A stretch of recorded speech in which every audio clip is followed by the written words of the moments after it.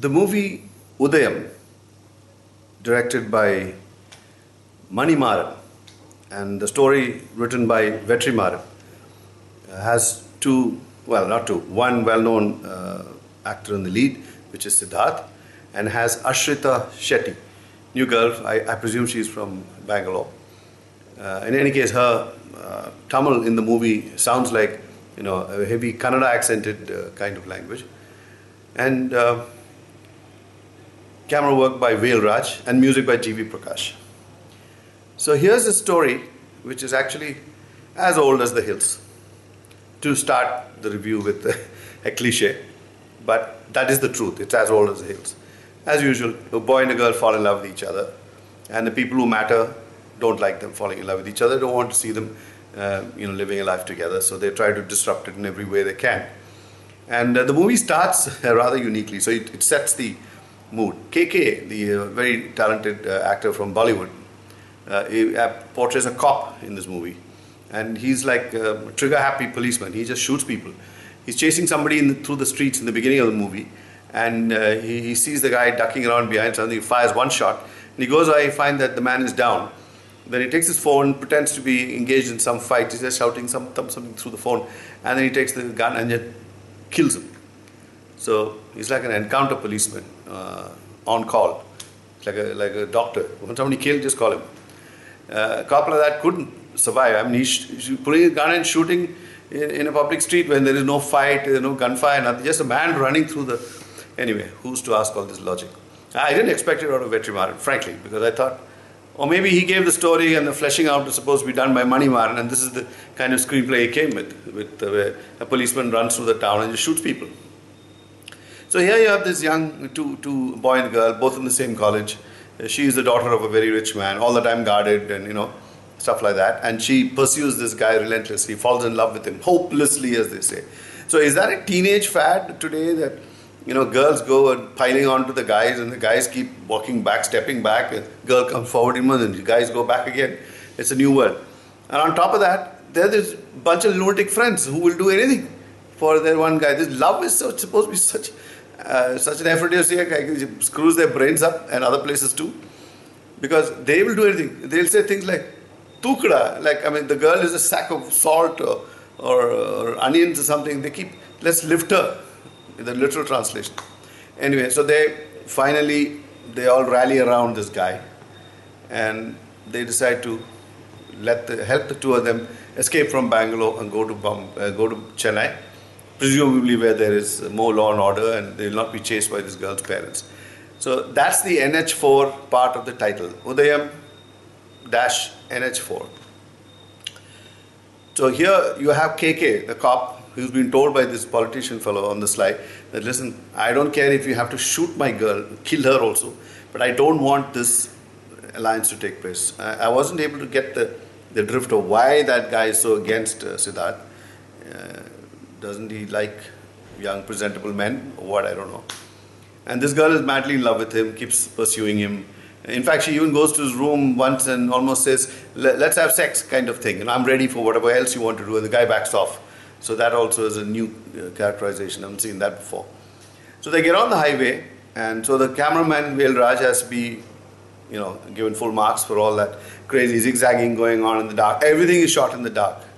So I wouldn't be surprised if you missed important clues like I did, because everybody's in the dark, literally and figuratively. So the action takes place on a train, exactly on the highway, in a jeep, on a bike, on foot. So it's long, and I would even say torturous, because poor Siddharth, he tries manfully to do what he's been asked to do. But he's only a single guy, but he doesn't give up. He's been hit, knocked down with savage blows, and then he falls down, then he gets up again. And when you think all is lost, now I was thinking, oh my God, this is going to be a tragedy where the hero is going to be killed in the dark, jungle somewhere. Again, he rises up. He's like the phoenix. Only he's like a new and improved version of the phoenix, because he keeps rising every now and then.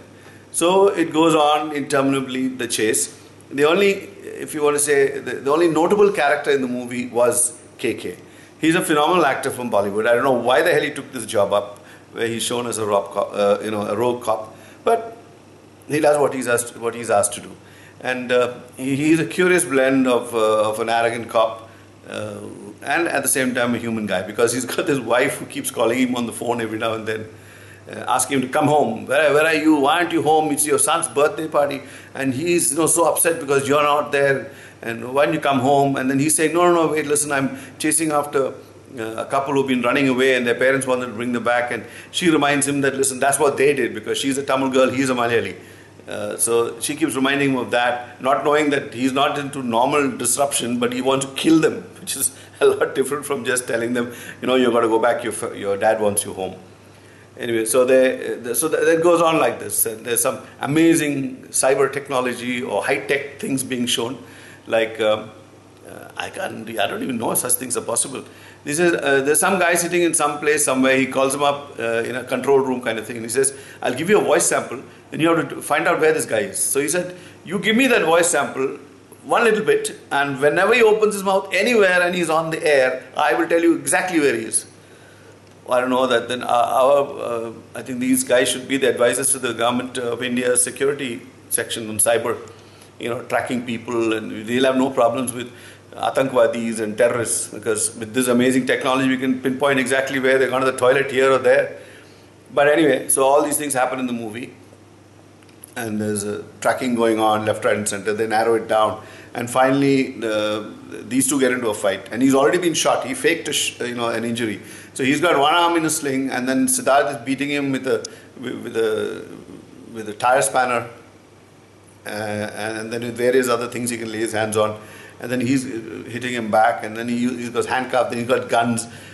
Everything is there in the movie. And finally, it is good old sentiment that ends the movie. The cop says, "Okay, all right, you guys, take a walk." So the movie ends like that, with a terrible cop who's a encounter specialist actually letting two lovers go, because he says, after all, they need to live. So he could have thought about that in the very beginning, saved us all that angst, sitting in the dark and watching this goings on the screen. But that is Udayan. As for music, who had the time to listen to any song? It was just relentless action, going from first frame to last frame, virtually. It was going, and some disco scenes with the strange Afro Tamil lyrics or Black American rap type of song being sung in a discotheque. So, those are standard things now in Tamil cinema. They got to have one scene where the girls will just be gyrating under red and blue and green lights. So all that is there. It's not a great movie, and it's not a great advertisement for Vetrimaran's capabilities. I went to it thinking, was seeing his name. Then I later realized the story was his, and the execution of that was Manimaran. I wonder if they're brothers at the same sounding name. But that's Udayan. At best, a good time pass.